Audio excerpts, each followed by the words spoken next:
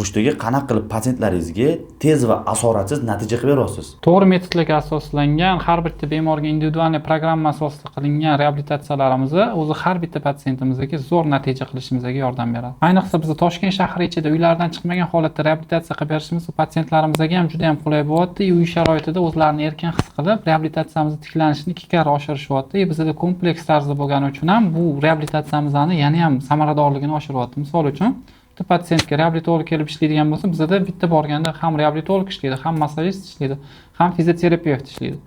Bemorning holatiga qarab logoped ham ishlashi mumkin agar nutqida, yutinishlarda muammo bo'ladigan bo'lsa. Kerak bo'ladigan bo'lsa tonus yoki asabiylik ko'p kuzatilayotgan bo'lsa, igloterapeut mutaxassisimiz ishlaydi. Agar yana ham harakatga ishtiyoqsiz, xohishi yo'q bo'ladigan bo'lsa, transformer apparatimizdan ham uylariga olib borib yurg'izib beramiz. Bu patsientimizni tuzalishini 2 karra oshiryapti. Hammasi kompleks bo'lgani uchun ham juda ham zo'r natijalar olamiz. Xurshdagi nimaga nevropatologlar patsientlarga siz bilan ishlashni tavsiya qilishyapti? Yaxshi ko'rsatayotgan natijalarimiz sababli. Agar sizga nevropatologlar chiqsa, ular bilan ishlashga tayyormisiz? Nevropatologlar chiqsa, biz doimiy tayyormiz. Ularni o'sha insult patsientlarini reabilitatsiyasini, to'g'ri metodlarga asoslangan reabilitatsiyasini zo'r qilib beramiz. Ular bilan parallelni ishlaydigan bo'lsak, natijalarimiz 2x ga oshishi inshaalloh aniqroq.